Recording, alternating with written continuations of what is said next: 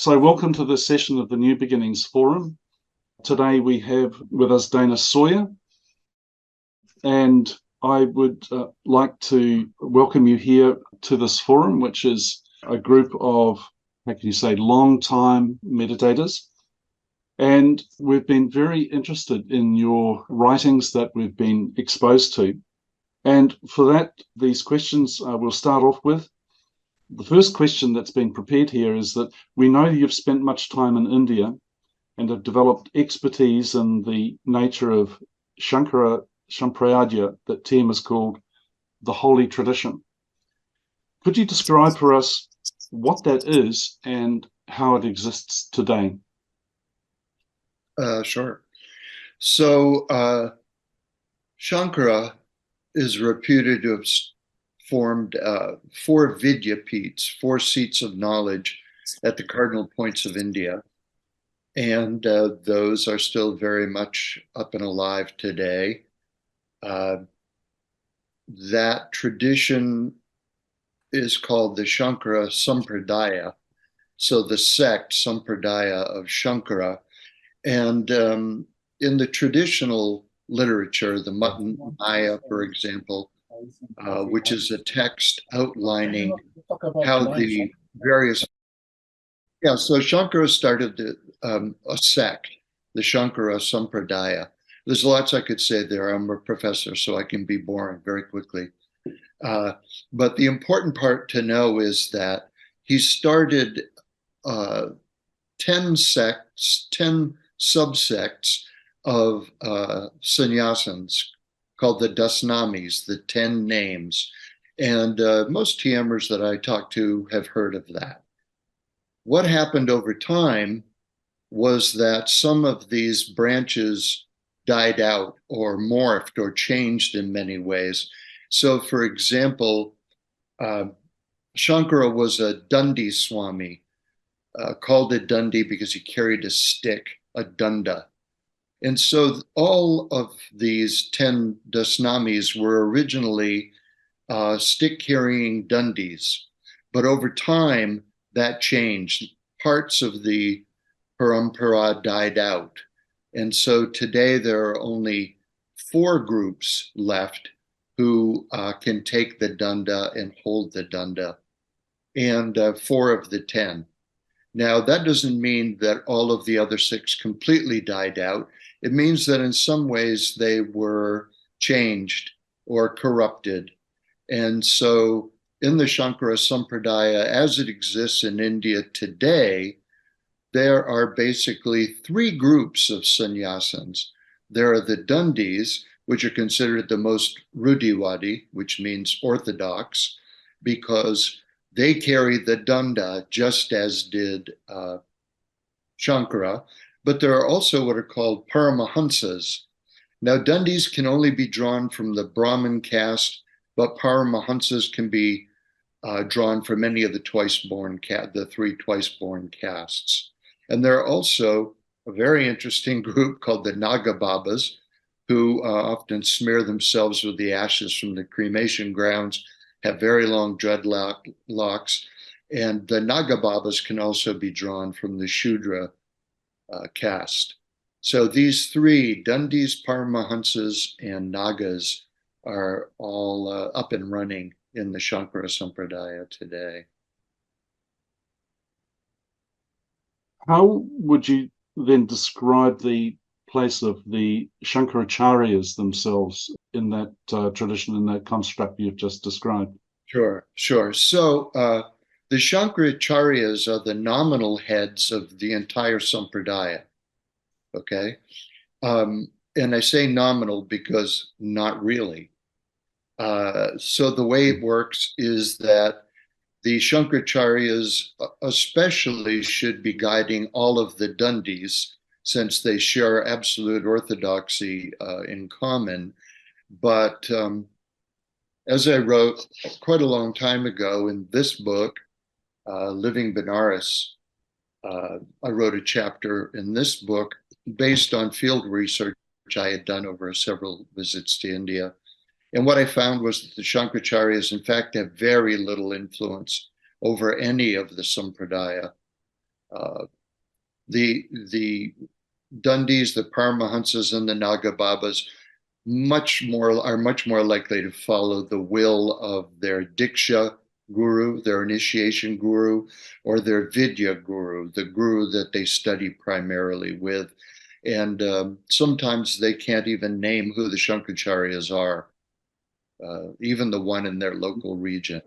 So it's the difference between, that great American philosopher Yogi Berra once said that in theory and practice are the same, but in practice, they ain't. And Fred Smith shared that with me. So a shout out to Fred Smith. And that's exactly the case in this case. Good. Just as a quick aside, what's the significance of the stick that the Dundi's carrying?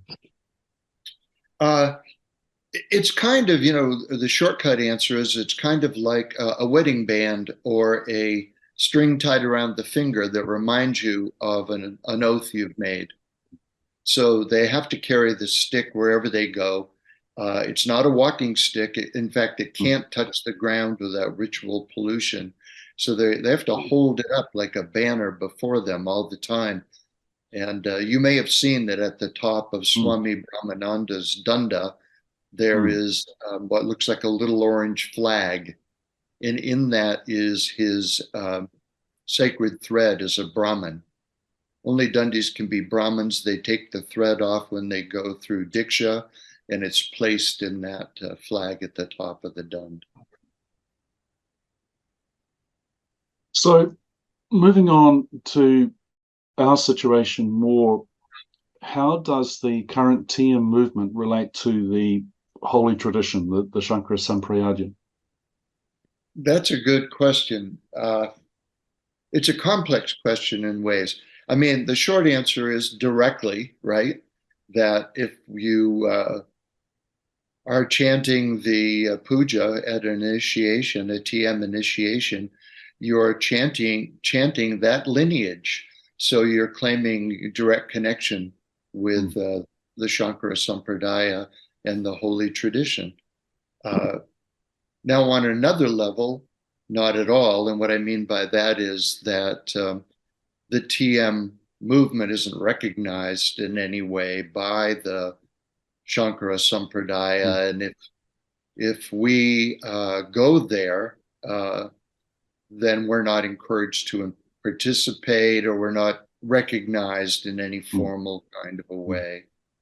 And when I say we, I mean Westerners here. Yes. Yep. The same was true for me, that they just recognized me as this weird guy who followed them around with cameras and, in those days, tape recorders and other things that have been replaced by the phone. So how would Maharishi have been received if he was still alive right now? How would he have been received as part of the tradition? Well, originally, fine, good relationship, a kayasta, low caste person in a respectful relationship with the Sampradaya. So Shudras are allowed to participate. But given the history of events that occurred, he's definitely more than an outsider, but thought of as a pariah.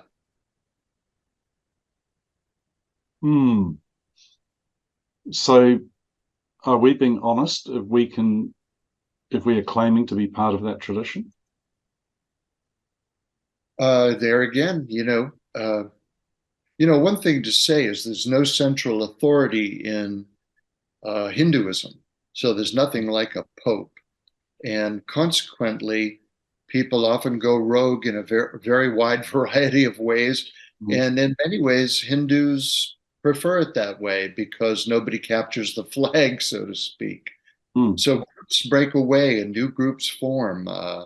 Everybody's heard of Swami Vivekananda, a member of the Ramakrishna mission, and that was a brand new sect of Swamis and sadhus who came on the scene. So these things happen.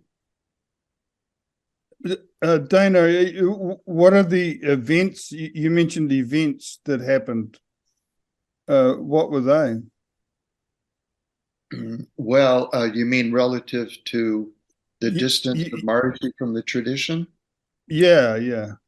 Okay. Okay, so Maharishi couldn't become a Swami or a Dandi or the Shankaracharya because of his caste, right? And as a brahmachari, he would have no authority to teach if he can't, no formal authority. But as I just said a moment ago, it's a common kind of thing for people to go out and talk. And if they have some charisma and if they have some knowledge, then people will gather around them and may accept them as a guru or something like that. But one thing that they take offense at, and I've heard this over and over again, is whether we call it a donation or a payment to ask for money uh, for the teachings is absolutely forbidden in every way. Uh, the Dandi sannyasins, when they go out to beg, they will very often put first of all, they don't accept money, they only accept food and things like that. They're not even allowed to touch money. Uh, so that very much bothers them, very much bothers them. And then the other parts of it are that he stood behind and threw money behind the claim to the Gadi, the throne of Shantananda, and all of the Shankaracharyas of the Nyaya Peeths, uh, which are the four formal Peeths, have opposed Shantananda as a Shankaracharya. So that also has caused a lot of problems. And it's caused problems primarily, I've got to say, for the laity, because, as I said, the Dundis just follow their own gurus. But the Shankaracharyas come out for religious festivals. And if it's broadcast that a Shankaracharya is going to be at a religious festival, people come out for their blessing. And it's caused confusion about who is the Shankaracharya of Jahotirmat. And a lot of that confusion has been caused directly by Maharishi. Would that reputation still apply to the what we know as the Indian movement, the SRM, in its as we understand, two forms in India today? Yeah, that they wouldn't be legitimated by the Shankaracharya of their local region. And as I said, not that they need to care really, because the Shankaracharyas don't really carry a lot of weight and authority over the Sampradaya. In the everyday life with the work with schools and so on, I presume the Dundis would not get involved with that, and hence the what we know as the SRM would be hold weight in that area. Yeah, no, they wouldn't participate in any way. Moving along to the practice itself that we practice, how does the meditation practice they impart related to the TM that we know and have known for 50 years? Well, this is an interesting part of the story for me because as I was traveling around on my many trips, first on a foreign language and area studies grant from the US Department of Education, I was particularly interested in how their monastic structure, when I say theirs, I mean specifically the Dandi sannyasins, how their monastic structure exists today in India, because earlier treatments and descriptions of that structure were outdated. So it was an academic project, and what is that structure? But as I was traveling around, remember, I had been an initiator and a governor. I had been in the TM movement for 13 or 14 years. So I had a curiosity. Do they meditate the same way that I was trained to meditate? Maharishi claimed to come out of this tradition, and let's see. And so, in a very ad hoc fashion, as I would travel around. From time to time, I would meet a Swami who would say to me, "Well, I am now going to go meditate." And I would say to myself, "Oh, I wonder if he's going to do the same thing that I learned." And so, without revealing that I had been involved in the TM movement, and let me just say that if I did say I was involved in the TM movement, that was usually something that would close the door. There wouldn't be an opportunity to continue interviews. They would just, "Oh, okay, bye." And so they didn't know what I did or if I did anything. And I would say, "Would you teach me to meditate? Would you teach me your technique?" And they would very often. And so over the years, probably, I could look at my notes and come up with an actual figure, but I would say anywhere between 15 and 20 times I was taught how to meditate. Sometimes a puja would be done, sometimes a puja wouldn't be done. But when I was taught, cutting to the chase, I was taught in the same way that I had learned to meditate from Rick Archer, who's participating in this conversation. So when I say that, what I mean is I was taught to do mantra japa, mantra repetition, effortlessly. So even when one of them would say to me, "Focus on the mantra or concentrate on the mantra," with the curiosity I've already expressed, I would jump in and say, "Oh, you mean keep all my attention on it, focus on it very, very, very closely and don't ever let it go." No, no, no, don't do that. It would always be effortless repetition. Think it easily and effortlessly. And if you drift off it, come back to it, and your time wasn't wasted while you drifted off. That was consistently the message. Now, I will say this wasn't an academic analysis. I wasn't preparing to write a PhD thesis on the subject. But in all of the cases in which I was taught, 3 times by Shankaracharyas, it was always effortless repetition of the mantra. And one thing to say here is generally the breakdown in use of a mantra repetition is what is called by the Dandis either vachika or manasika. So vachika means out loud, manasika means mental repetition. So in both cases, the repetition is effortless. Vachika, for example, can take place as a kirtan. And lots of people have chanted kirtan, and probably quite a few people watching right now. And I would ask you, when you chanted kirtan, did they ask you to concentrate very hard on the mantras or chant kirtan?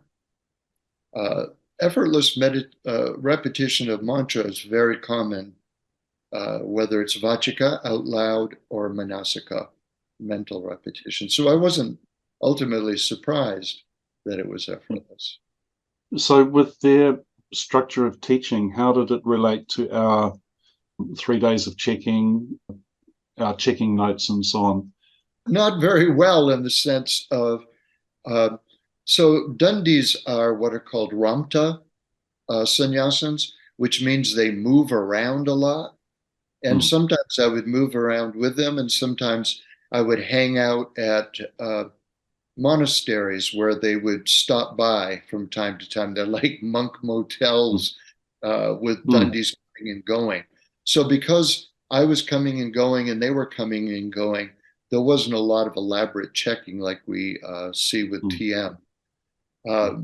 They would ask me, they would check the mantra and they would check, are you doing it effortlessly?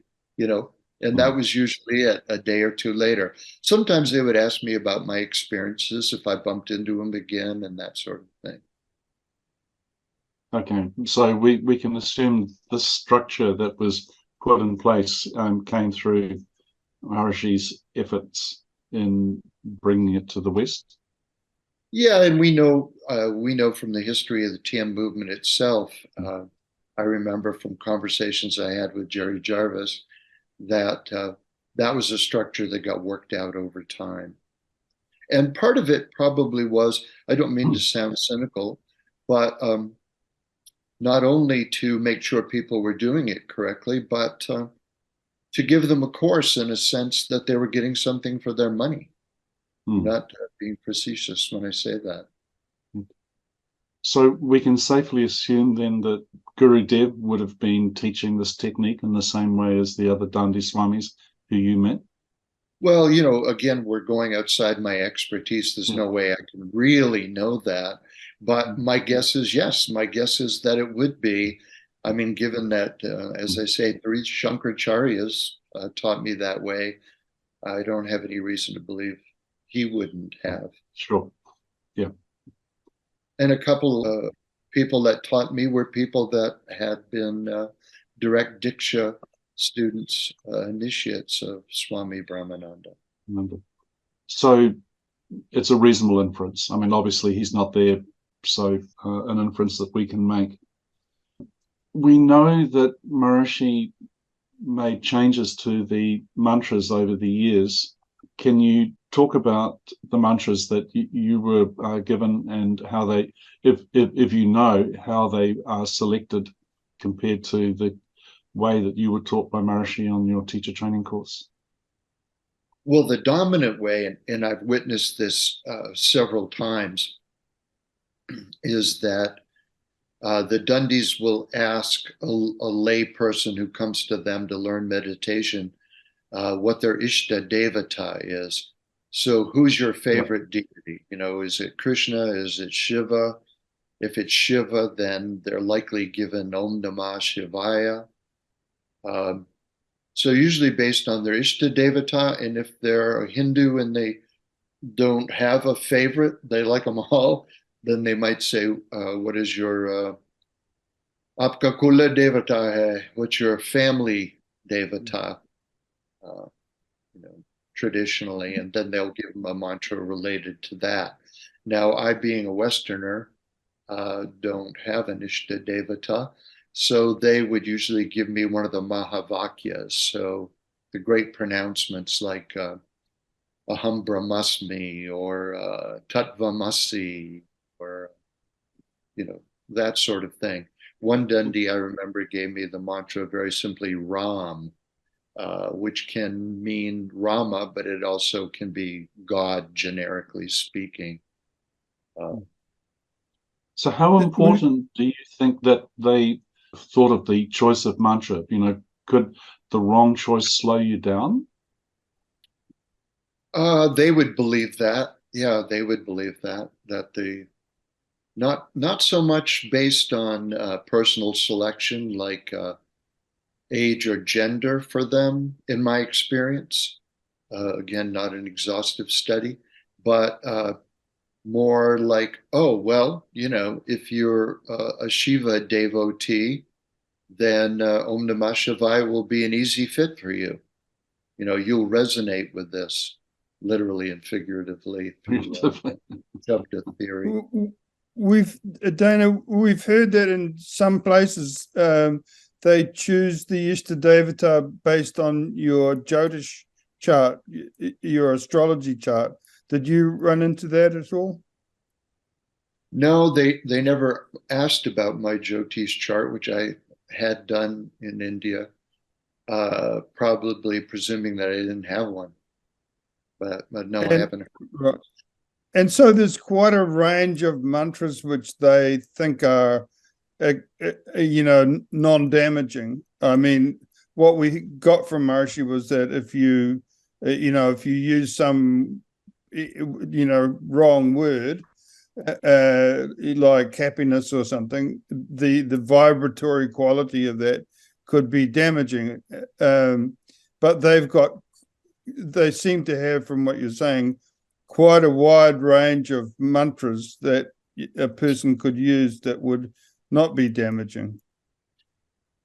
Yes, exactly. Satyadekam Ekam Brahm is one that I got. I was just thinking, maybe only about 6 years ago, pardon an old man's memory.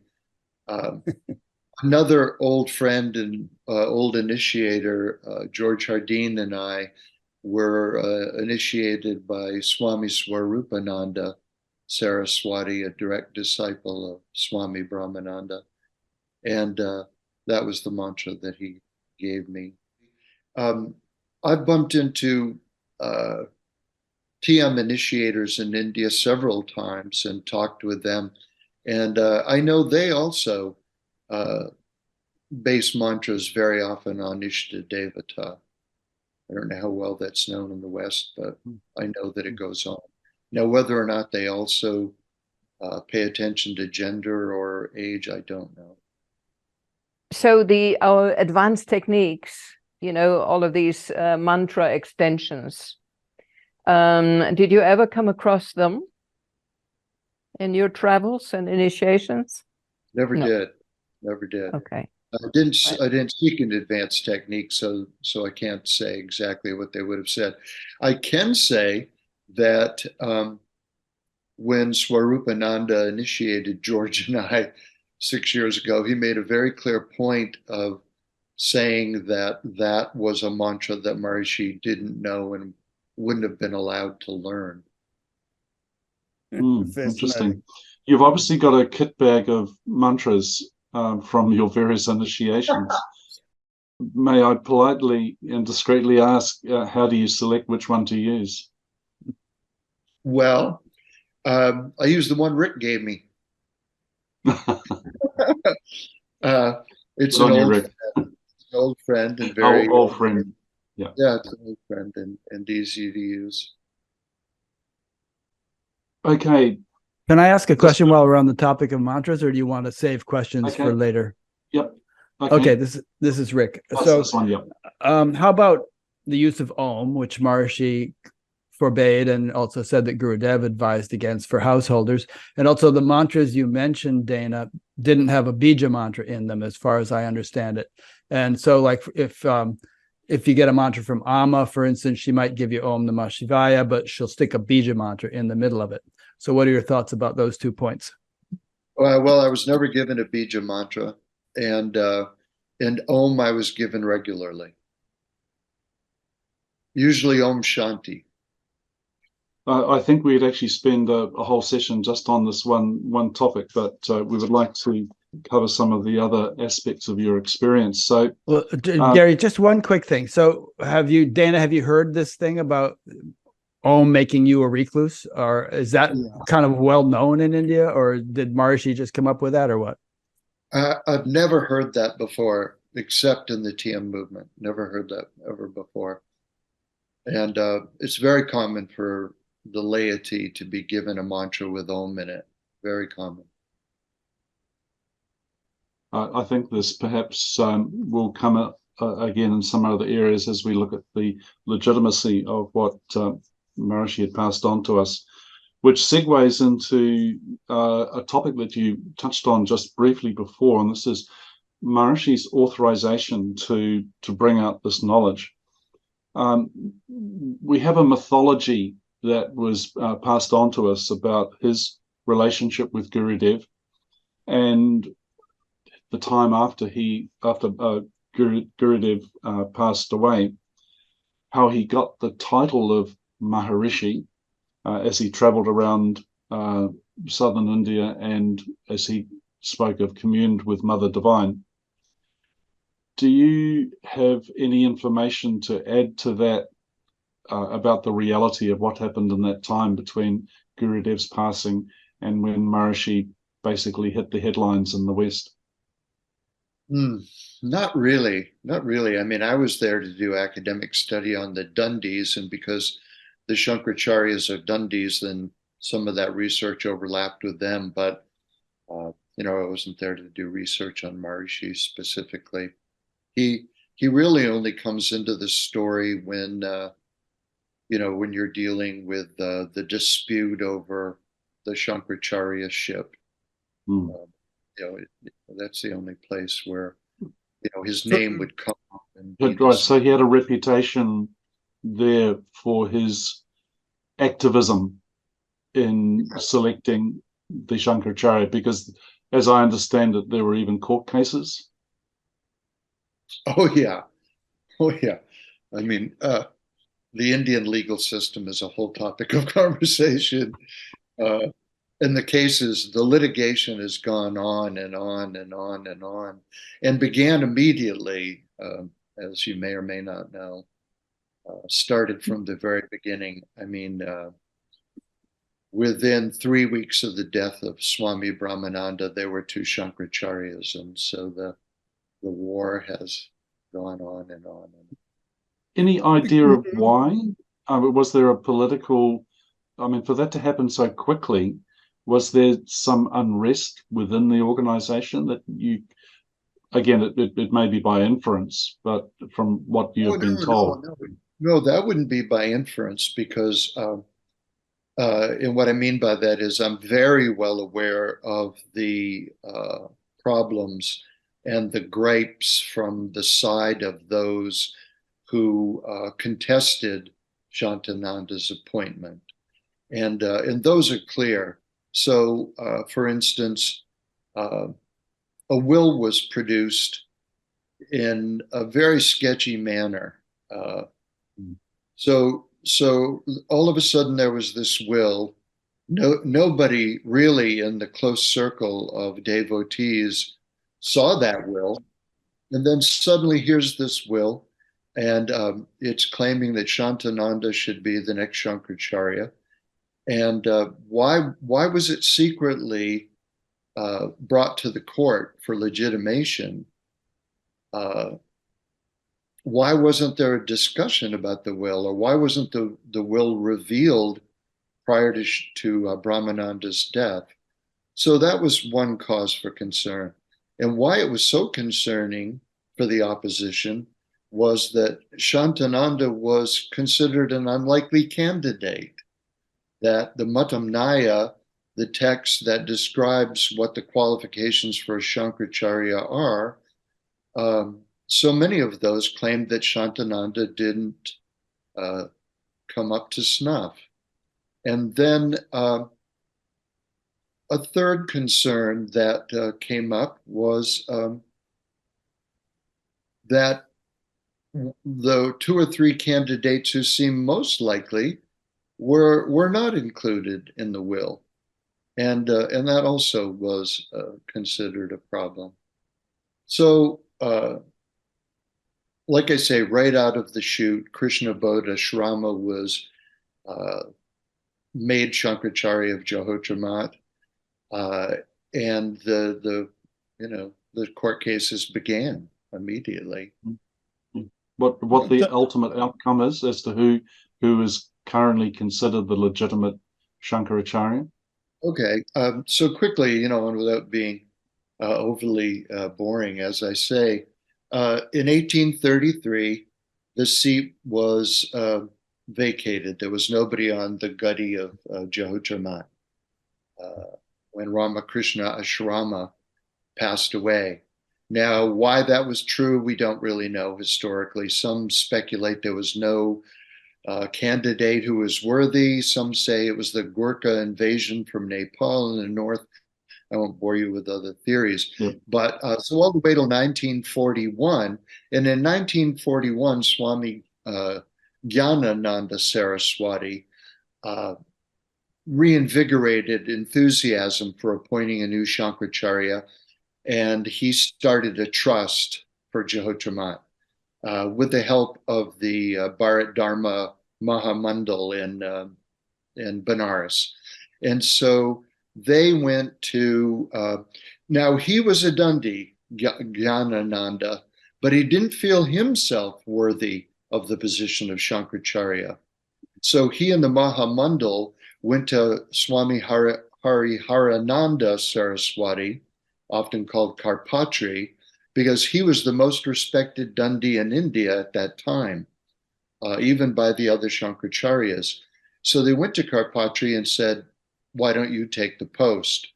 Karpatri said, I don't want to take the post, I'm very busy, but I would recommend that my guru, Swami Brahmananda take the post. So Brahmananda took the post.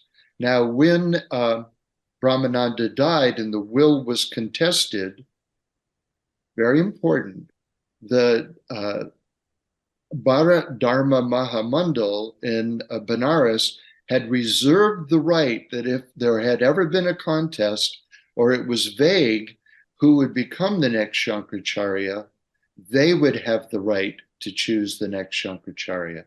And the worry was not that it would be stolen away. The worry was that Brahmananda would die, and again, the seat would be empty. So they had reserved that right.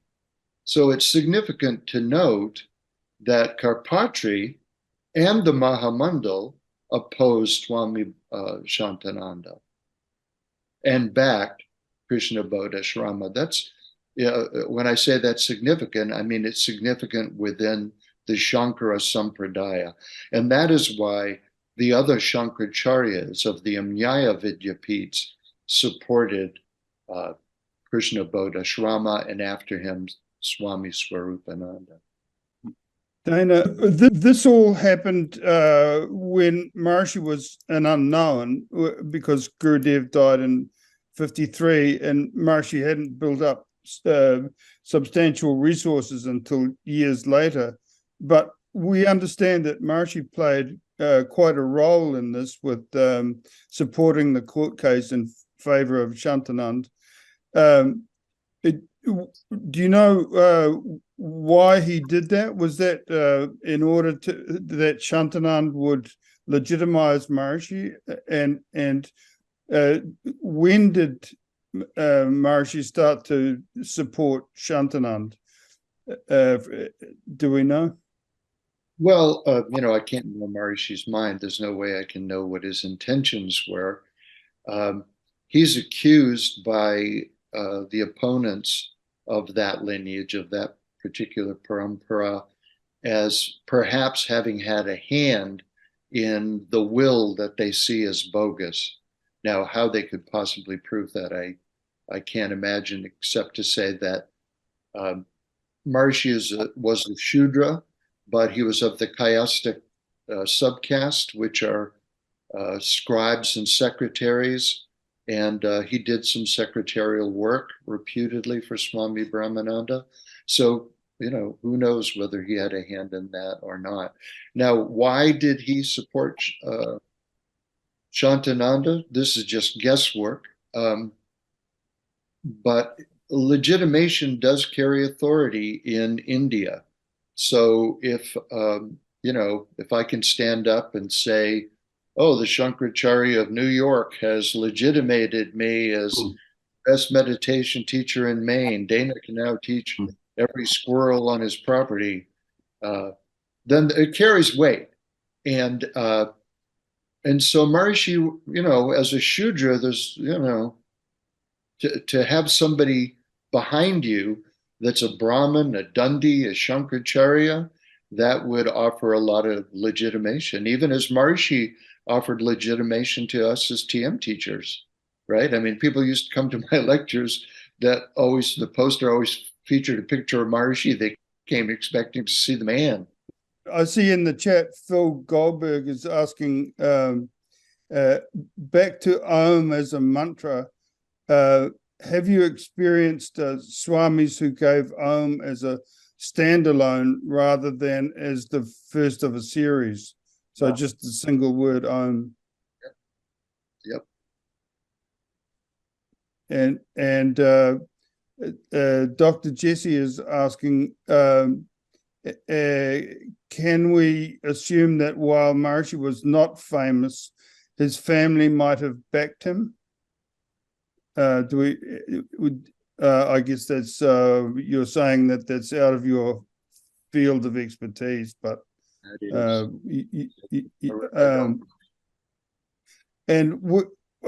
several people have noticed that you're kind of using Shudra and Kayasta interchangeably. Our general understanding is that the four castes are Brahmin and then Kayas, and then Vaishya, the merchants, and Shudra as the servants. So the Kayasa is not Shudra in the picture that we've been given. So, and that picture's wrong. So it doesn't work like that. So oh, really? There are four broad castes. So there's Brahmins, and there's Kshatriyas. Kshatriyas, that's the warrior caste or the princely caste.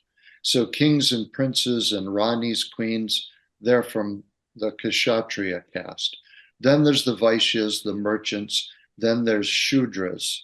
Okay, now inside of those four, there are dozens and dozens and scores of subcastes. For example, Vaishya is a merchant. I'm sure you've heard of Mahatma Gandhi. Gandhi literally means grocer. So it's a merchant class subcaste, if you're following what I'm saying. So Kayasta is a subcaste of Shudra, of Shudras. Where did the message come that Maharishi was Kshatriya then? Because that was always my understanding, that he was a warrior, and that was used to explain his coming to the West. You know, frankly, I've never heard that, so I really don't know where that came up. You know what? Where it may have come up, and you remember the days when we were hanging out at ATRs, and somebody may have just mixed and matched. You know, Right. don't know Sanskrit and misinterpreted. Again with a K. I think we were told that Kayasa was the Hindi for the Sanskrit Kshatriya. That's what the message that got through, but that's wrong. Okay. Are there any other techniques that the Dandis teach that we're not aware of that could be of use to us?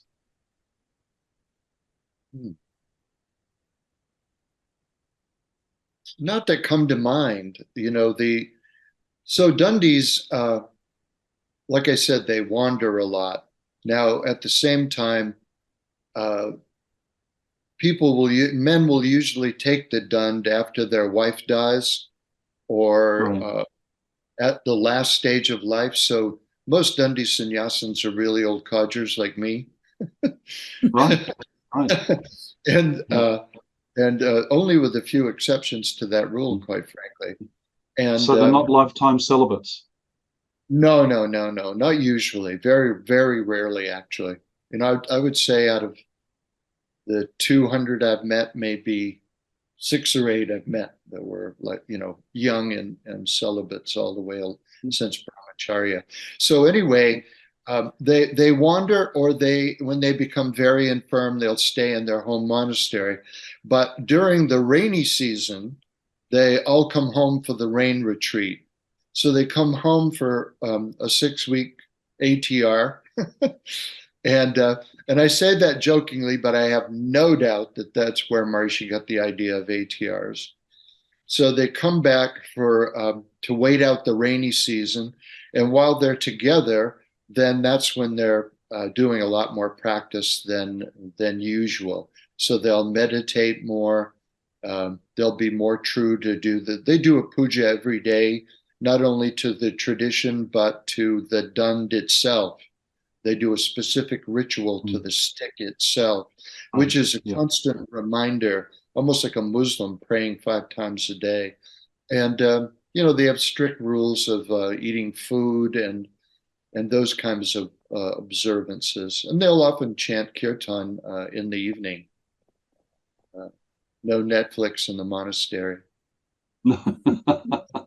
So no structure of further techniques, as was previously mentioned. Maharishi introduced advanced techniques, which were in addition to the mantra, but a variety of other techniques that he had, for instance, the techniques that Chopra taught, and others, Mama techniques, and so on. Not that I know of, but one thing to understand is, just like, you know, the Dandis take the Bhagavad Gita seriously. And so when Krishna lays out the different yogas, and then in chapter 18, when he asks, when Arjuna asks Krishna, well, what should I do? Krishna says, basically, that's up to you. You got a mind, use it, make up your own mind. What are you attracted to? And among the Dundis, there are definitely, what we could call spiritual personality types. Some of them are very devotionally oriented. I knew some Dundis that were devoted to Lalit Ambika, and they did a lot of puja and a lot of kirtan and bhajan singing to Lalit Ambika. So they may do you see what I'm saying? Is that Dundis will over time put together a personal sadhana as well as follow the requirements of their sect. So given what you understand, these other techniques that Maharishi brought out, they did not come through the Dandi tradition. And I'm thinking here, let's say Siddhis, Age of Enlightenment techniques, Mama, and so on, and the techniques that Chopra was asked to teach. Well, when you say advanced techniques, I was going back to when I was getting advanced techniques from Lillian Rosen and people like that, and that's what I thought you meant. And I've never encountered that among Dundis, but I wasn't looking for it, so I have to give that proviso. Now, when it comes to the Siddhis, no, I can say with some certainty that that's something he entirely made up himself. Yeah. Shall I just briefly do the rest of the chat? Is that okay? If you could, please, Sibylla. All right. I think you answered this question already. Now that Swarupananda is dead, who is the current Shankaracharya? Yeah, Swarupananda's died, but I met at least 25 years ago the man that's now replaced him. Okay. And so what's happened, sort of cutting to the chase, I could bore you with the details of the court cases. It's gone on all these years. But what's happened now is that the court has said, no, first of all, let me just say, the court didn't want to get involved because if a secular court, what authority does a secular court have in making a decision about the leader of a religion? That makes no sense. It breaks the separation of church and state. So the court said, for years, we want to stay out of it. We don't have anything to do with it. Figure it out amongst yourselves. And since it wasn't getting figured out, and it went on and on and on, and new cases were brought from different angles, eventually the court came in on the grounds that, okay, the public trust is now being affected. Do you follow what I'm saying? Is that we want to make a religious decision, but you're creating a lot of confusion for the public by carrying on as you have all these decades. And by the way, that has led to bloodshed in some cases. Wow. Serious, because you may or may not know, the Nagas, the Naga Babas, they are formed up in what are called akaras, so very basically extended brotherhoods. And one of these brotherhoods had aligned with Shantananda, and an akara that was aligned with Swarupananda at one of the Kumbh Melas, they actually got into it. In other words, who should enter, you may or may not know, that they're the first to enter the Ganges during a Mahakumbh Mela. Oh, okay. Naga Babas. So, okay, but among the Naga Babas, who can go in first? And since Allahabad is in the jurisdiction of the Shankaracharya of Jyotirmath, there was conflict and bloodshed. The Naga Babas are a warrior sect of sannyasins. It's interesting to me. It may not be to you. But anyway, no, because the public trust had been broken, if you follow what I'm saying, then the court has become involved. And the High Court at Allahabad has said, okay, you guys all claiming to be Shankaracharyas, and I said guys, but there's actually a Sadhvi, a female ascetic from Nepal, who claims she's the Shankaracharya, which I think to say is just not even possible, because only Brahmins and only males can become Dandis, and she's not either one. So I'm not saying that's good or bad. I'm just saying that's not their tradition. But anyway, the court has said, okay, nobody's a Shankaracharya, nobody's a Shankaracharya. And they're leaving it to the Bharat Dharma Mahamandal to decide. Okay, well, the Mahabharat Mandal, who originally picked Brahmananda, is on Swarupananda's side. So nobody in India or in the Nyaya Peeths has any doubt that his appointee will be the Shankaracharya. He's been grooming him for 30 years because he doesn't want there to be any ambiguity about who's following him on the gutty. And I've met that guy several times. Very knowledgeable. I mean, way outside my ability to judge in terms of knowledge of Sanskrit, of scripture. A very intelligent guy. We'll see how it works out, right? I'll be interested. Could you repeat what his name is again? I thought you would ask me that, and since he's just been appointed, I wrote Nishchalananda. Nishchalananda. I'll just try and write it here. Well, anyway, you can find that very easily. You don't need me to find that. If you looked up Swarupananda, it would be there.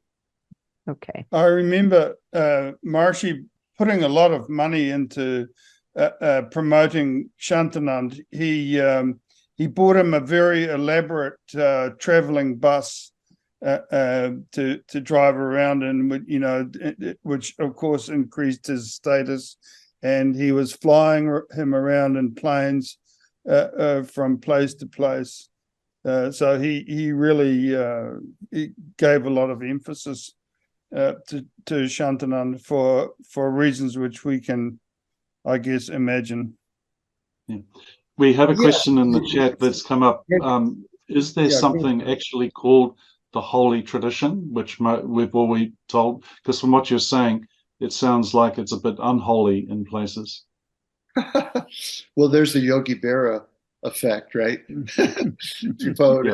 Ideals and realities. But most definitely, I mean, the Shankara Sampradaya is very much alive and well, and the Shankaracharyas of the Nyaya Peeths meet with some regularity to discuss policy, and they have, legions of pundits in their camps to adjudicate matters of orthodoxy and what have you. I mean, an interesting thing that's going on today is that, and I'm remembering now that it's not Nishchalananda that's following Swarupananda, so you'll have to do a Google search to find him. That the Shankaracharya of Puri is taking money from the government now because the Shankaracharya ships are waning, and as they wane, they need support, and the government is willing to support them. I mean, they have cultural importance and religious importance, but the problem becomes if they take that money, then they're subject to certain requirements from the secular government. And for instance, they must allow outcast people to come before them and enter their mutts, their monasteries. That's the tip of the iceberg of how this change is going on today. So how are the Shankaracharyas, respected or even understood in modern day India? Do they have the status that they used to have?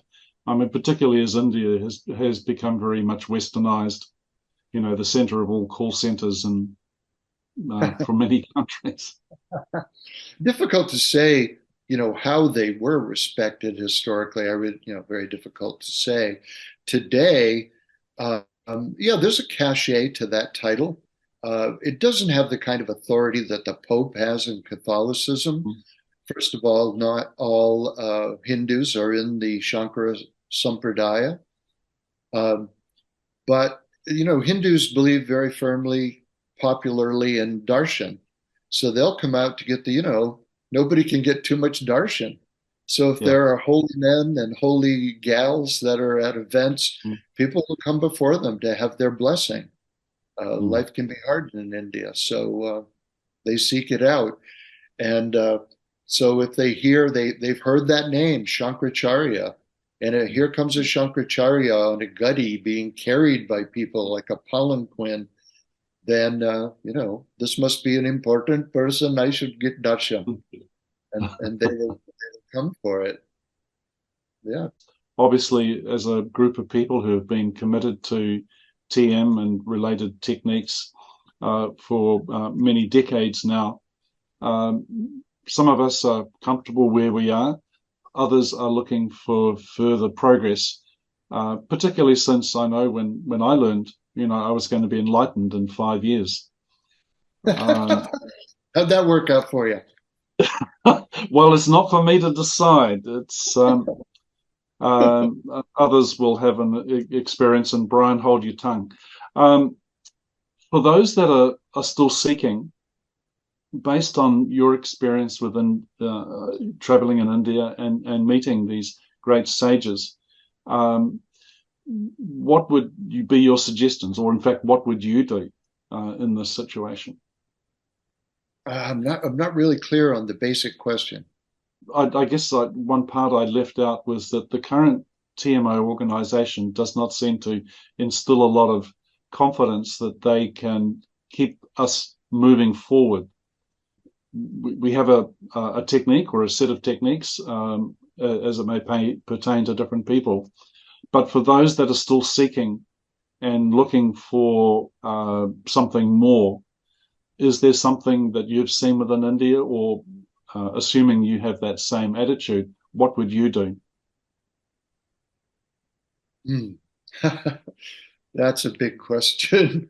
That takes me well, you're in the mastermind chair, so this is your question. My academic expertise. I mean, I've always been a Joseph Campbell, follow your bliss kind of guy. My primary sadhanas are loving my wife, happy life. I live in the woods. I live in a cabin about 3 cabins from here that has no electricity or running water. So I'm a chop wood, carry water kind of guy, even at this age.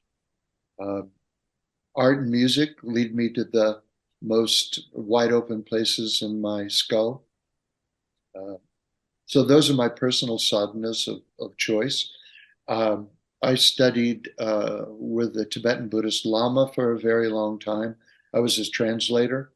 So I had practiced a lot of Tonglen, a lot of shamatha, a lot of meditation, and I use those sporadically. I come back to TM a lot because I find it very restful. I enjoy it. I don't do the cities anymore. So, that's my personal practice. I mean, one thing I'll say that I think, and I thought about this a lot coming into this interview, is that if the TM movement has no authority whatsoever over you in terms of teaching. They can't say, there's no way they can say, oh, well, we're going to go to the actual tradition itself, the primary holders of what we ourselves are calling the holy tradition. Like I'm going to go tell mom on you if you keep teaching TM without our authority. Okay, they have no authority to do that at all. At all. I think that's a very important thing to know. They own the right to the trademark to the name Transcendental Meditation, but that is not a name that the tradition itself would even recognize. They're more likely to say, oh, Manasika Mantra Japa, mental repetition of mantra, or some, they'll just dhyan meditation. I think that's very important for teachers to know that, first of all, there is a tradition of meditation in the Shankara Sampradaya. That's the one they learned, the original technique, and that,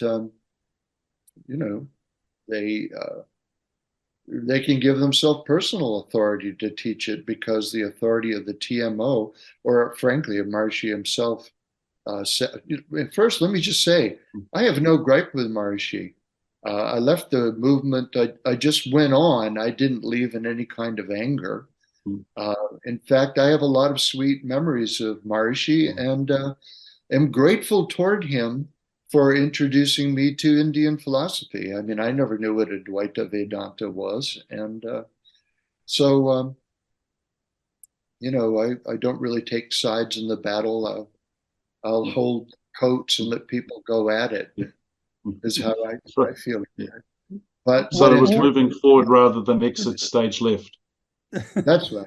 And but it's important to know that in my experience, at least, there is, which is considerable with the Shankara Sampradaya, that if you want to teach TM and call it something else, which people are already doing, I'm grateful to you, because I do think it's a valuable technique.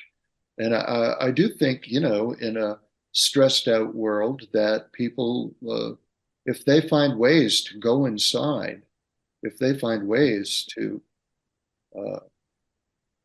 get a little peace and quiet in their head, why should that be discouraged? And shame on those that would discourage it.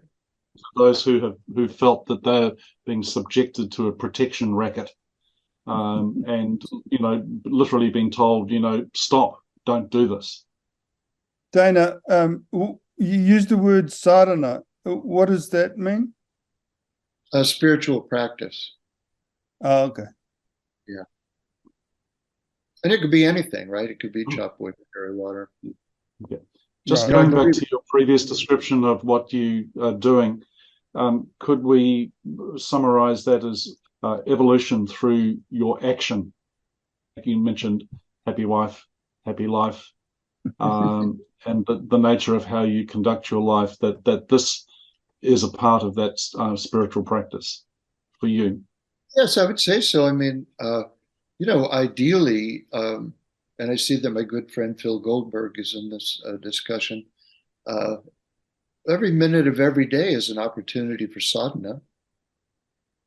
Hi, Dana. I'm still in Manoa Valley, and I knew you at the old TM Center on King Street. Oh my God! My name at the time was Deborah, and I'm Delana now. But I just wanted to ask you, Dana. I'm sitting down. Oh, just wanted to ask you.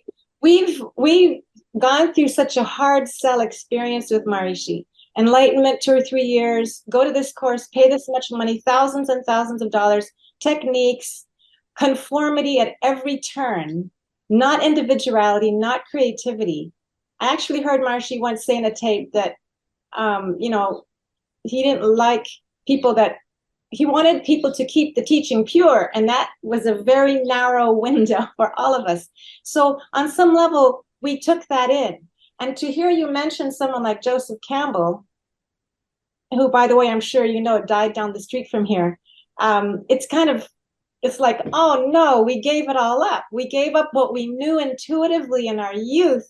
We gave up what we were when we first came into this movement, which is every individual develops their own sadhana, their own profile, their own practice based on their needs, their tastes, their evolution. It's an individually tailored thing. So the question is, what do we do now? Because another technique, like Sabella was asking you, and it really isn't about that. When you describe living off the grid, art, music, you like TM for the rest, but there's all these other things you do. It sounds so terribly balanced, so terribly common sense.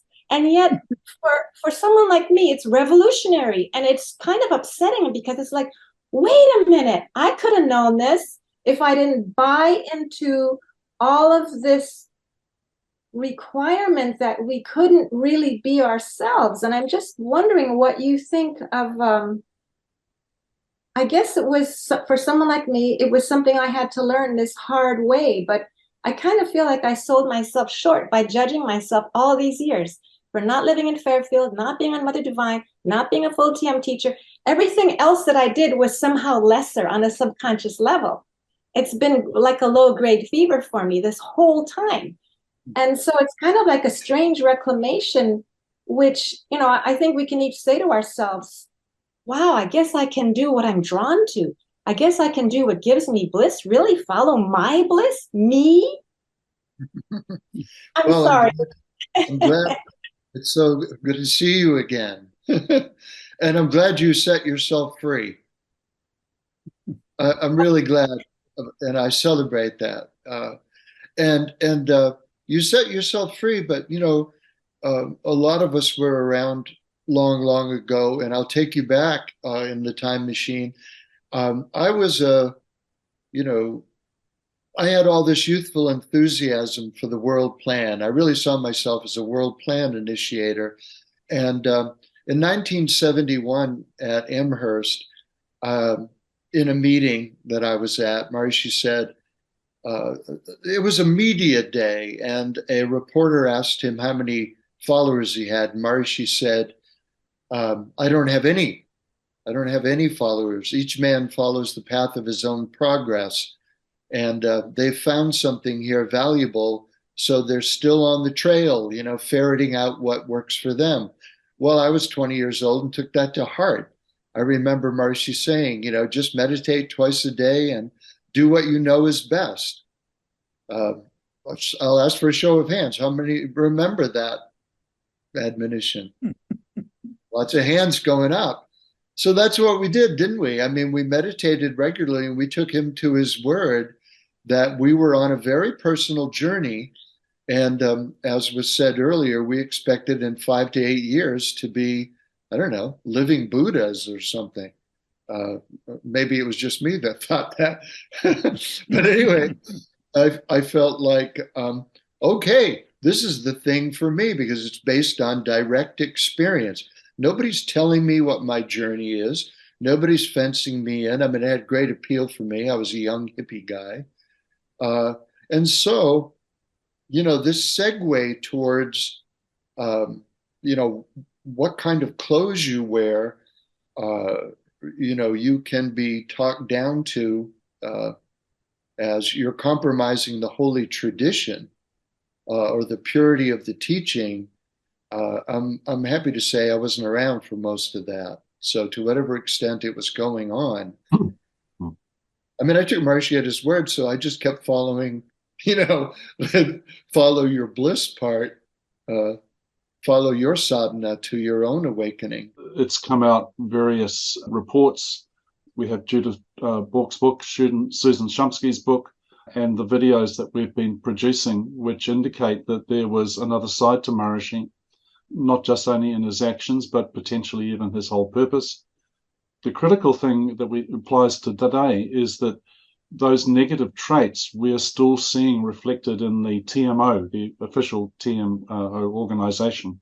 Maybe about 25 years or more ago, a very close friend who I can't and won't name, who had been a skin boy, and you'll remember that term, told me that he had walked in on Maharishi in the middle of the act, and that it had been very shocking to him, and it had taken him a couple of years to come to even admit to his own mind that he had seen what he had seen. And so when Judith's book came out, and I deeply respect Rob Gordon and Rob Gordon's word. I've known him for a bunch of years as a professional academic. Yeah, I mean, I think the evidence is way too strong to doubt that these things happen. Now, when it comes to the TMO and organizations, the last part of your question, right now we seem to be seeing, and this was the research for this little book that I did for Cambridge University Press. Several organizations are forming, and you know the names of them. I don't have to rehearse them. And I think that's healthy. I mean, I think that once people realize they learned a technique, that was a traditional Indian technique, and they can claim that they know one, then you know, each person can be their own organization. Like yoga teachers is a very good precedent for that, right? That it's a traditional set of practices, it's a traditional sadhana, and maybe organizations will form in the same way that yoga practitioners will go to conferences and share knowledge. But I think if another monolith is going to come up that claims absolute authority, then it's going to be making the same mistakes, and it will not have any legitimation from the tradition in India. Could you see this more along the lines of meditation teaching becoming a profession that does not particularly have a strong alignment to, as in the TM organization, quite the holy tradition, with the resulting intellectual property controls that we currently have with the TMO? No, I don't think so. First of all, there's no proof that I've ever seen that Maharishi was charged with going to the West or going anywhere and teaching the technique that he had learned. I've never found any proof of that, and it's contrary to the tradition itself. So, you know, did Maharishi go against the holy tradition would be a big question, difficult to answer. Certainly in terms of taking money. I don't care whether you call it a fee or a donation. Just to take the money would be against the tradition. How do you see that working in the West, where we have to pay rent? We have, if you're going to be a full-time teacher, we don't have a culture that supports that. Then it's just like yoga teaching, right? That in the West, it makes sense and people understand it. We don't have the same culture. You know, we're not wandering around swamis and sadhvis who the culture knows to take care of and give food on a daily basis. So it makes sense in our culture that there would be a donation. But how big that donation is and how it's done, you know, very difficult for me to say what would be the best route. Yes, hello. We're in the Vastu University in Mexico, but okay. The question is, in the current TMO setup, there are rajas, who basically look like kings. They have golden crowns. They created a central bank, issued their own money, and they've attempted to acquire land to set up a sovereign nation. This is all public information. What do you think this has to do with the holy tradition or anything with what you have researched? Does it fit into their scheme of things? Is it something foreign to it? And have you heard of anybody in any kind of spiritual tradition in India of wearing golden crowns? I'm thinking specifically like the holy tradition picture, which everybody has seen. I see no crowns there, no golden crowns, and I don't see them waving their Ram Raj currency. Would you like to comment that if you've ever encountered anything like this in your Indian studies? No. When you went through these experiences of learning to meditate with all these different people in India, at this effortless transcending, did you have were there any similarities to what we call the steps of initiation? Because to me, they're so beautiful and precise and worked so nicely, you know. So I'm just wondering what similarities you experienced. Yeah, there were similarities. Sometimes more than others at other times. Like when George and I learned from Swarupananda, I remember us chatting about, oh, and did you see the way he delivered the mantra and then checked to see if we were repeating the mantra, that sort of thing. And yet, in that case, it didn't end with us meditating by ourselves silently and then checking in after. I mean, he's a Shankaracharya, so there were people that really wanted to see him, and he was spending a lot of time with us because, well, one of his primary pundits is an old friend of mine and all that kind of thing. But anyway, because it was a long time, he didn't have us meditate silently alone, which I had done with other Dandis. So sometimes there were, sometimes there were not.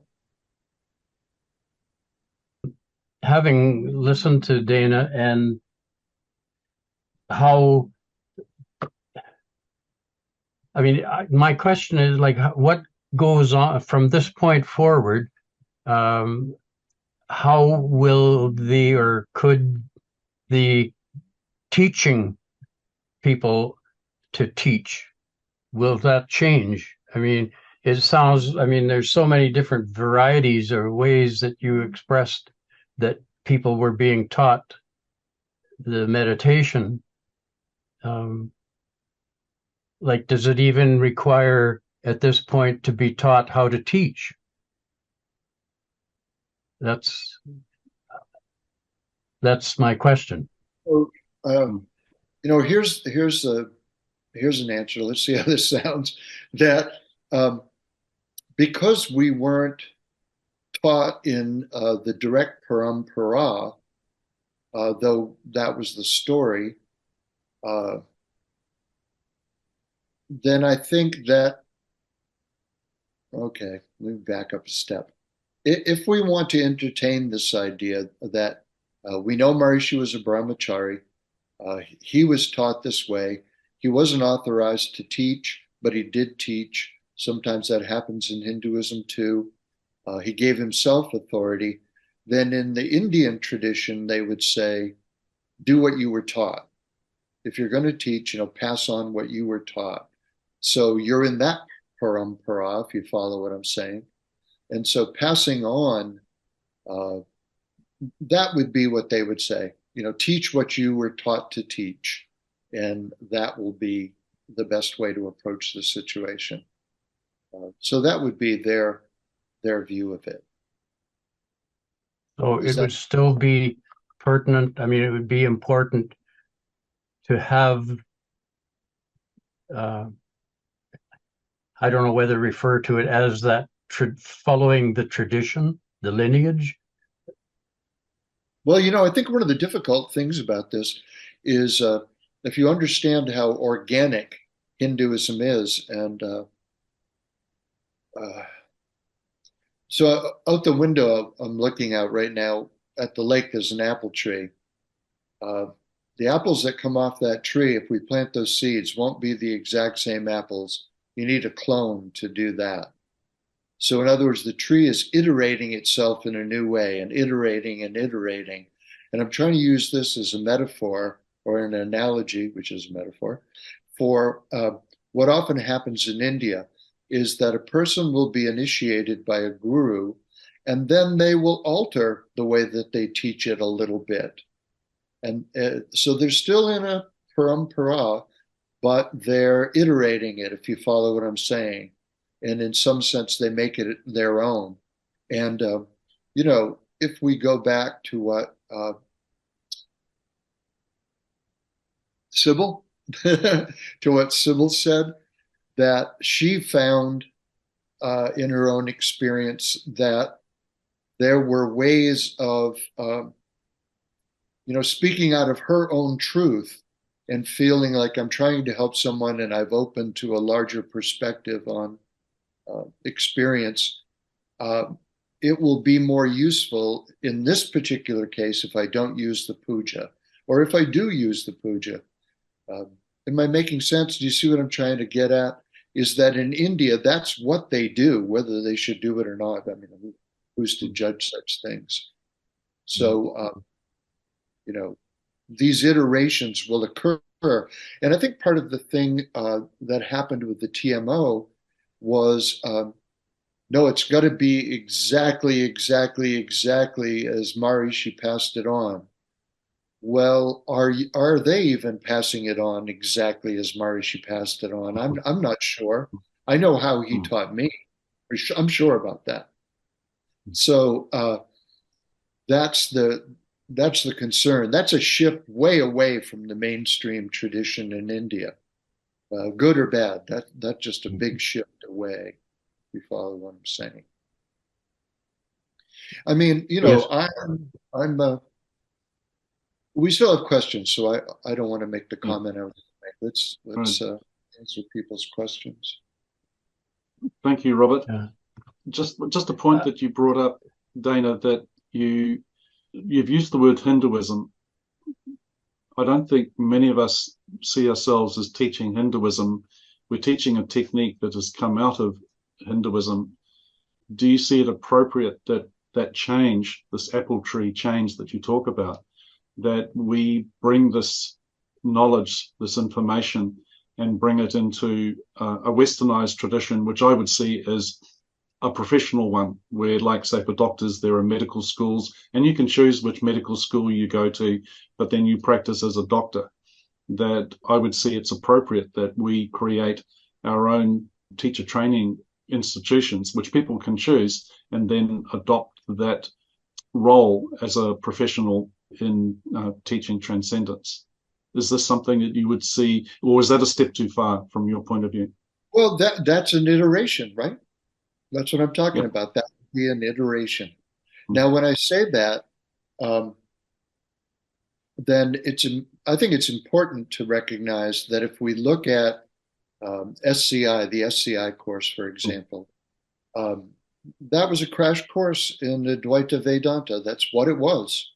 So it was the philosophy of the Shankara Sampradaya specifically. So, if you believe as they do, and you teach as they do, okay, so inside the academic study of religion, there is a phenomenological approach to what is the definition of religion based on characteristics of behavior and thought. So if you look at the characteristics of behavior and thought in the TMO, if it looks like a bear and it walks like a bear and it eats like a bear and it walks like a bear, it's probably a bear. So if you follow what I'm saying, phenomenologically looking at what they teach, how they teach it, and how they practice, there's a whole section of Hinduism that has been lifted right out and transplanted. And if you think of it with the Buddha Dharma, as it went from India to China, it iterated. As it went from China to Japan, it iterated and accommodated itself to its new cultures. And so the Dharma, so to speak, of the Shankara Sampradaya is iterating, if you follow what I'm saying. And so to be able to hold on to the legitimation of the Shankara Sampradaya and somehow claim that you're not Hindu, that would cause cognitive disconnect in me personally.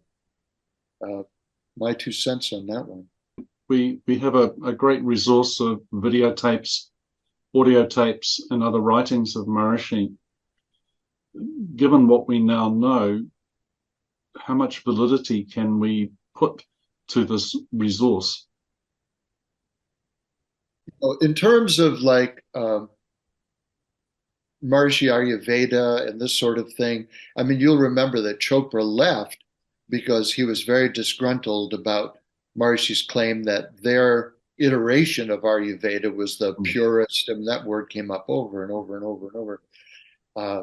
And Chopra didn't think so. Chopra said, well, we're claiming expertise over what the Ayurvedic physicians in India themselves claim.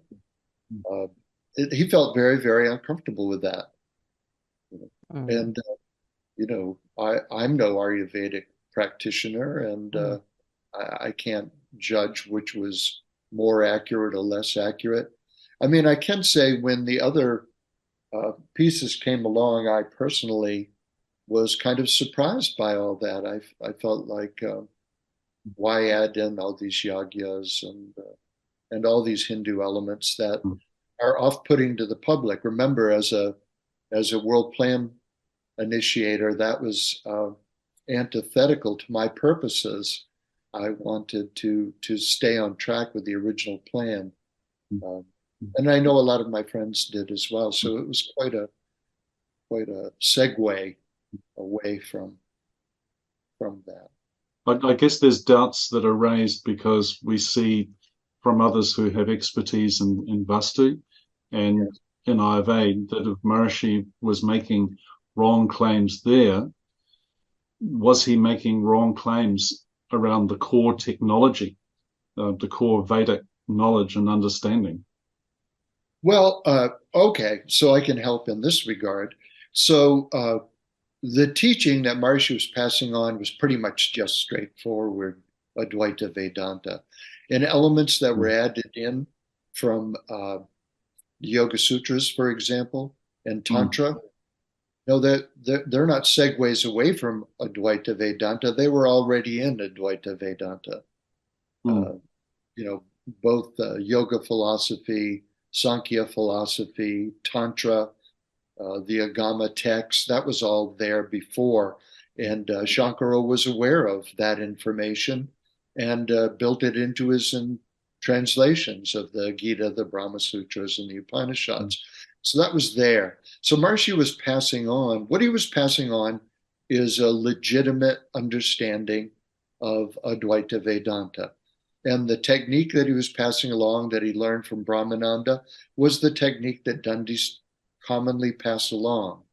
I mean, the bigger questions for me personally were centered on effectiveness. Somewhere along the line, after 15 years of twice-a-day practice and several ATRs and a 6-month teacher training in the cities program, I realized, okay, maybe I am just a blockhead. But if I'm not a blockhead, then this technique is no more effective than the technique that Tonglen practice of Tibetan Buddhists, a shamatha practice of Theravada Buddhists, or you follow what I'm saying?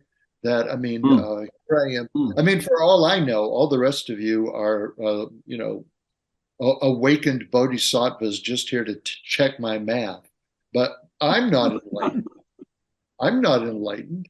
And so I feel like I had to let go of a lot of hubristic sensibility around the effectiveness of even the basic technique.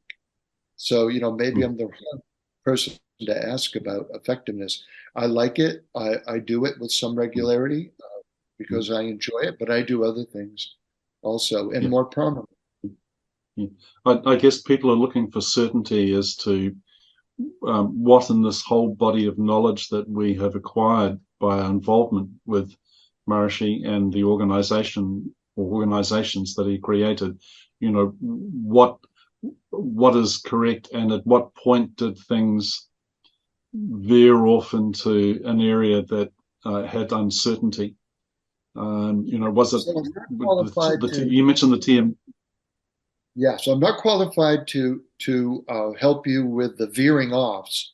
I'm not an expert on Ayurveda or Jyotish or Yagyas or any of that, Vastu. And on a personal level, I'm not even particularly interested, just personally. But in terms of the TM technique and Manasika mantra japa, then he was passing along something that is part of the tradition. I think I can say that with some certainty. And he was passing along a body of knowledge that is most certainly a Hindu, a variety of Indian philosophy. And the TM sittings? No, I've never seen that kind of a practice in India before, ever. And maybe, there again, did anybody ever fly? I don't think so. I don't think they ever did. And so, in terms of its effectiveness, I question that. I question that personally. That's a very central point, actually, because huge emphasis was put on the cities, and people were practicing them for hours every day. And Maharishi claimed to have cognized the technique for implementing Patanjali's knowledge, Patanjali's sutras, implementing them in practice, what he called the technique of Sanyama. And if that doesn't exist in India, then we have to take it that, we have to decide for ourselves whether Maharishi's cognition was coming from a very profound level of enlightenment. Right. Now isn't Sanyama itself right in the sutras? I think it is. But how he had us practice is what I mean. That the claims that the practice would speed up growth toward awakening, and that it would help create super radiance, and all of these things that, I don't even know what yardsticks we would use. They tried to do the studies of crime rates and all that, but most of that's been challenged. And Patanjali talks about Dharan, Dhyan, and Samadhi as being the technique, but what Dharan, Dhyan, and Samadhi actually consists of, we have to depend on Maharishi for that, it seems. Yes. And even in the tradition among Dandis, I've heard different interpretations of both of those, which is something to be. Anyway, there's more questions, so I don't want to. We're already way over our time. We didn't even have a back. Okay, so look, we'll keep the next question very quick because he's been there a while. Ingemar from Sweden. Yeah, hello. Hello. It's my friend Bengt also. He's a team teacher too. Hello. I first want to thank Dana. I think Bengt and you were on the same course, Dana. I think so. Wow. So he knows you from a long time back. Oh, wow, how wonderful. Yeah. And I also want to thank Gary for asking very interesting questions. I have one thing to add, not a question actually, because if you see what I wrote in the chat, I was actually at the Mahakumbh Mela at 1977 in January in the city of Allahabad, or outside. We were situated in the city, but we took auto rickshaw down to the Kumbh Mela area. But one night actually, or evening, I went to the Shankaracharya's ashram, Swami Shantananda ashram. He has the ashram there. And then I dared to ask for a mantra diksha. So I got initiated by him, but he wrote on a small piece of paper a basic mantra. Then I thought, wow, I have an extension of my mantra. So I closed my eyes and directed it to him. And then he said, and he took back the piece of paper and he wrote like a longer extension on that mantra. On that extension was Nama. So that answers a question about if there are extensions of some of this mantra, some Shankaracharya gives. You may be right. Like I said, I wasn't trying to make an exhaustive study. I didn't ask about advanced. You can read also what I wrote in the chat about. I meditated on that mantra for about over 1 year. Yeah, so I was at that same ashram in 1988 in December, just before I was there for the Kumbh Mela in January of '89, and was in that same ashram at Alopi Bagh. Yeah, quite remarkable. Dana, my question goes to how the Dandi Swamis regard the mantras in the aura of secrecy that Maharshi seemed to imbue them with. You know, he said these are top secret practices which are passed from heart to heart. But here in the West, we have things like Elaine Danielou's Myths and Gods of India, where he discusses the mantras.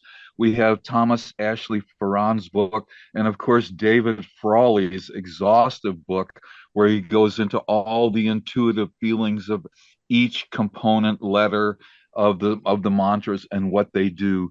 So, and myself as a singer before I became a teacher of TM, I spent a lot of time dwelling on the feeling of ah and e and oo and what they do in consciousness. So my whole approach to TM, just on the level of the pure technique, was always with great reverence and an intuitive feeling for the intuitive invocatory power of the sounds. So my question for you is, do the Dandi Swamis hold these mantras as great secrets, or are they widely known? Which mantras? I mean, after all, they're called Ishta Devatas. And you know, I mean, even in this chat today, some people have said they were initiated by certain Swamis who asked them, is there a particular aspect of the Hindu godhead to which you feel devoted? And then they would give them the mantra for that. Of course, Maharishi didn't go into any of this. He gave us a very simplistic version. So I don't know if I'm asking a clear question or not, but do the Dandi Swamis regard these as great secrets, and you're supposed to just, you know, reverently receive whatever they give you? Or is it well known in the tradition, for example, what parts of the Hindu godhead the various mantras are connected with? And is it more on a level of a choice, like an Ishta Devata, what you feel drawn to? That's a good question. Again, so I wasn't making an exhaustive inquiry into any of this mantra choice when I was with the Dandi Swamis. I was investigating their monastic structure and their allegiances to gurus and Shankaracharyas. Saying that, I know quite a lot about Indian tradition, and you have to remember that if you read Manu and you read other Smriti texts, like the Laws of Manu, then you find out that Sanskrit, the Brahmins in the Brahmanical period were keeping Sanskrit very secret. I mean, it was forbidden for low castes and outcasts to learn Sanskrit. It was forbidden for women to learn Sanskrit. So they were, you know, you can make the argument, and people have made the argument, that the Brahmins were watching out for their own best interests. And so they were very protective of the language, not just because of its sonic properties relative to your comment, and the value of the sounds, and maintaining the purity of that language, but also to make a living, you know, that they were the performers of the ceremonies. And if you wanted a puja, hey, how about some for the trouble? And that goes on in India to this day. So there is some secretness on that level. And then also, when an initiation takes place, like a Brahmin boy is going to go through his Upanayana ceremony to receive the sacred thread, then most commonly the guru will put a shawl over their heads or take the boy in a separate room and whisper into his ear the first mantras that he will learn. Okay, and these are usually, you know, from Rig Veda. And so there is this element of secrecy in the culture itself. Now, when it comes to Maharishi, better still, because our time is limited, and this old man will need the bathroom soon.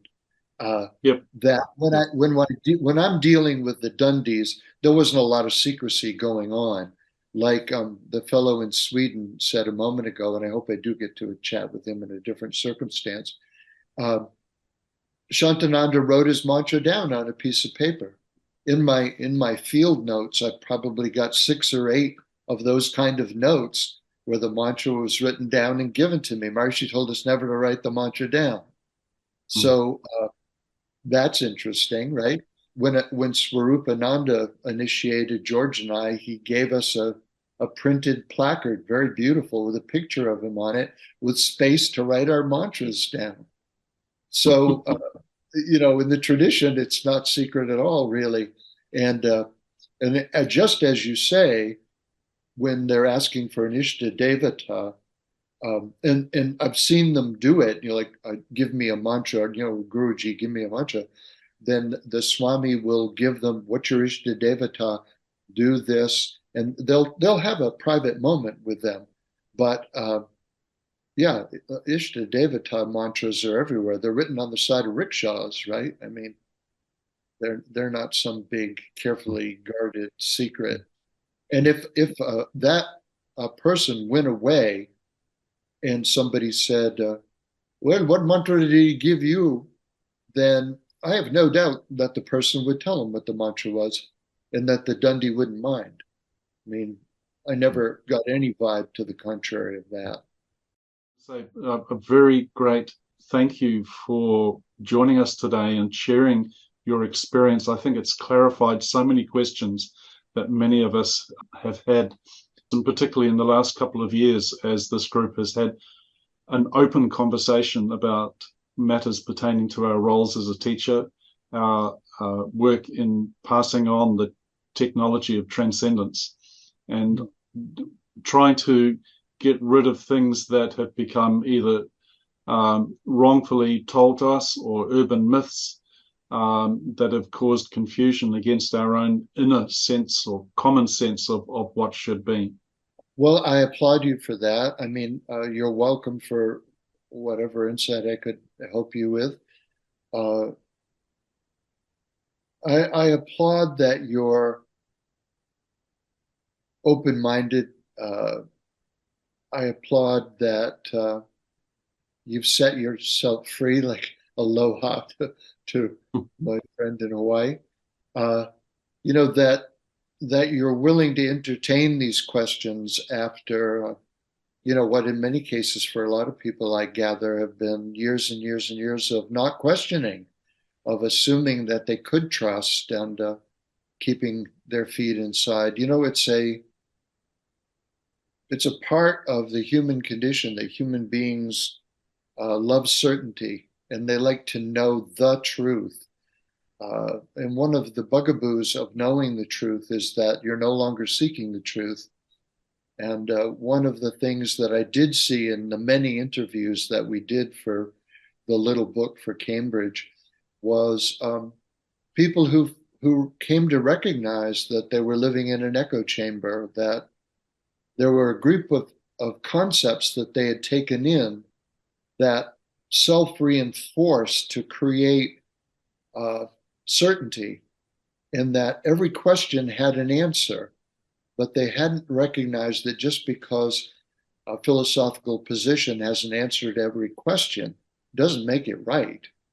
It makes it self-reinforcing. And to break out of that bubble and to be able to be honest with yourself. And if you really want to grow spiritually, how can you grow spiritually? Where's the growth in already knowing everything? It's like trying to eat once and for all. There's no. So I applaud what you're doing, asking honest questions. Phil Goldberg and I, a few years ago, thought we might have a TM homecoming at the Kripalu Center for Yoga and Health. And we wanted to do something similar to what you're launching, which is, can we all sit down and say, this was a part of our life? What was its significance? What should we keep? What should we throw out? How do we heal old wounds? So for those of you that are doing that honestly and with integrity, I salute that. I should add that we were urged to cease and desist by the TMO, and so we never did have that weekend reunion. They wouldn't allow an open conversation. they would decide who could speak and what they would say, and that's I really feel impelled to express my own deep appreciation, deep gratitude for this talk today, Dana. It's as Sibylla said, it's really been liberating and brought out many things that I wish I'd known 40 years ago. But it's I think it's a starting point, and I'm sure there's so many people who'd love to have you back again sometime, and there'd be so many questions. So 1,000 thanks. Well, you're very welcome, Brian. Very welcome. I just want to close with something. I hope you will come back another time, because you've told us things today that are just shaking up a lot. And you kept saying, I don't want to bore anyone. I don't think you have that capacity. But what I want to leave you with is my wife will disagree with you. Go ahead. I want to leave you with a question, because you have children, so do I. And my 40-year-old just thinks this whole thing is bogus because he sees it from the outside. He grew up with it. He met all my TM teacher friends, and he actually looked at what kind of people he thought they were. And so he feels that we're really in a box, and that his generation is looking for their own path. It's very individual. What I want to ask is, what do we retain and what do we look for? It sounds like effortless transcending, not the cities, not all the requirements, not Neo-Hinduism 101. So you can know everything from the TMO and not ever have to know about any other branch of the Vedas, because that's the best. You know, in Hawaii, we have Hawaiian culture. Try selling that to them, because they've got their own spiritual practice. There's a wall, a legitimate wall. And my question to you is this: why is it with all this practice, all this money, and at the core, lust and greed polluting the source, that 15 years after his death, here we are doing this, and we're asking, where to from here, God? What is enlightenment? Where do ethics play into that? Because these people can round forever, have every technique, and there's a lot of really heavy duty moral compass lack. So those are questions: is where will we stand 100 years from now? How will Maharishi be viewed worldwide, not just by India? But I know he brought it to us one way or another. But why is it falling apart so quickly after his demise? That's our next conversation then. You know what I was going to say is, and that's an interesting conversation in a lot of ways. What I was going to say is, and I was saying that maybe my wife would disagree with you about being boring, that in Islam and in Sufi Islam, they say, well, did the angel Gabriel speak to Muhammad, and did he really have a real teaching, and blah blah blah? And the Muslims make a lot of, well, his wife would have known for sure. So you may or may not know that Muhammad's first convert to Islam was his wife. Okay. And so would she have believed all of this if it was BS? His wife would know for sure. So maybe Maharishi should have been a married man. She would have kept him in line. She would have, he would have to pass the wife test, and that's not an easy one. You find out whether you're deserve the mantle or not, and all that.